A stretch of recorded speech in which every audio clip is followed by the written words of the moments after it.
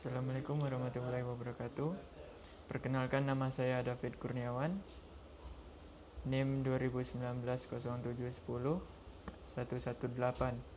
dari kelas KPIC 19 Universitas Muhammadiyah Yogyakarta.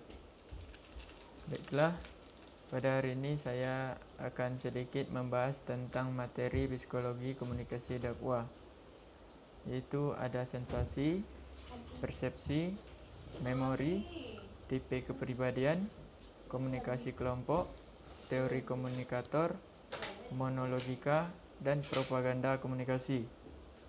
Nah, kita langsung saja masuk ke materi yang pertama, yaitu sensasi.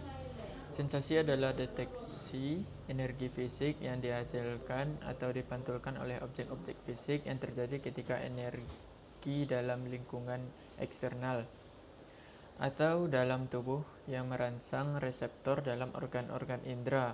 Sensasi meliputi penglihatan, bunyi, bau, rasa, dan sentuhan. Tahapan yang terjadi pada proses sensasi yaitu ada proses fisik.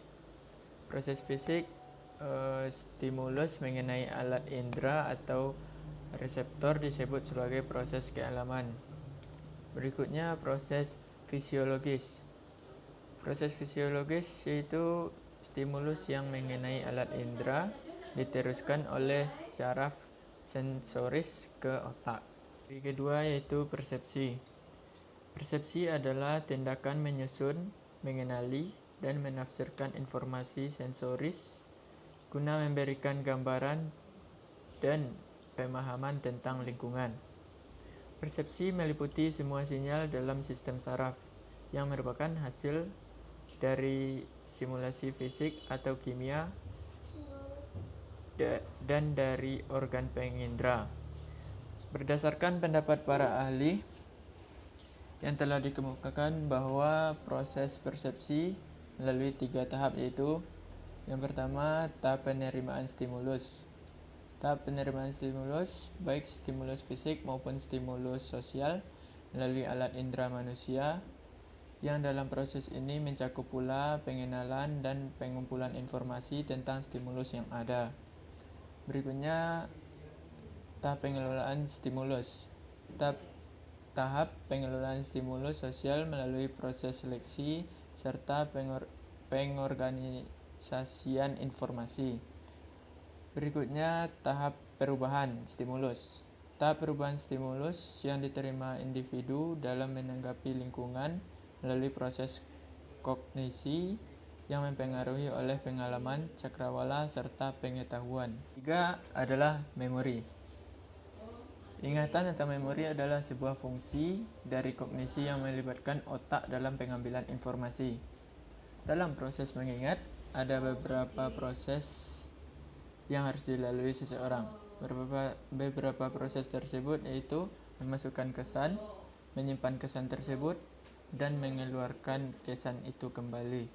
Yang keempat adalah tipe kepribadian. Tipe kepribadian terbagi pula menjadi 4, yaitu sanguinis.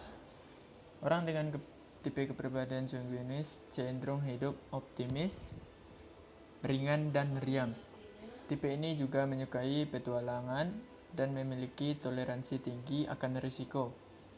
Berikutnya, pragmatis. Seorang dengan kepribadian ini biasanya adalah orang-orang yang cinta damai. Berikutnya, koleris. Seseorang dengan kepribadian ini biasanya orang yang sangat berorientasi pada tujuannya. Dan yang terakhir, melankolis. Orang-orang yang dengan kepribadian melankolis menyukai tradisi. Misalnya seperti wanita memasak untuk laki-laki dan laki-laki membukakan pintu bagi wanita. Adalah komunikasi kelompok. Komunikasi kelompok adalah tatap muka antara 3 orang atau lebih dengan tujuan yang telah ditetapkan, seperti berbagi informasi dan memecahkan masalah. Adalah teori komunikator. Teori komunikator ini mempelajari tentang bagaimana Individu bertindak sebagai komunikator dalam proses komunikasi. 7 adalah monologika. Monologika adalah ilmu tentang seni berbicara secara monolog.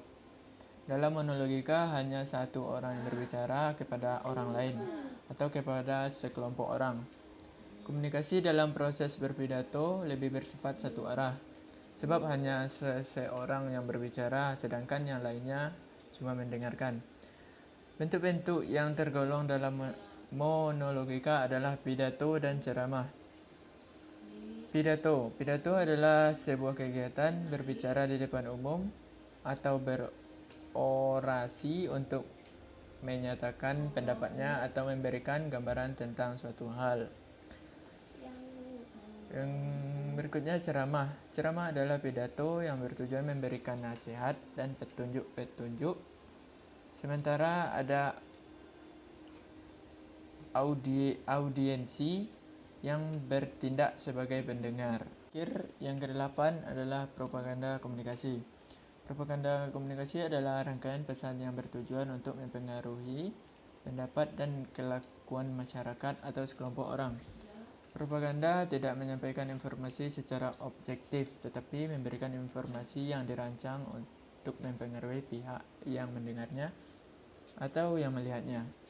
Propaganda kadang menyampaikan pesan yang benar, tetapi seringkali menyesatkan, di mana umumnya isi propaganda hanya menyampaikan fakta-fakta pilihan yang dapat menghasilkan dan pengaruh tertentu atau menghasilkan reaksi emosional daripada reaksi rasional.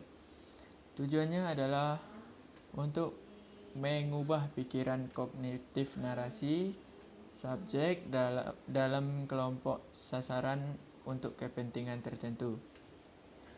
Propaganda adalah sebuah upaya membentuk persepsi, memanipulasi, mempengaruhi langsung perilaku agar memberikan respon sesuai atau yang dikehendaki pelaku propaganda. Itulah tadi sedikit materi tentang psikologi komunikasi dakwah. Apabila ada kesalahan, saya mohon maaf. Dan saya akhiri dengan wabillahi taufiq wal hidayah. Wassalamualaikum warahmatullahi wabarakatuh.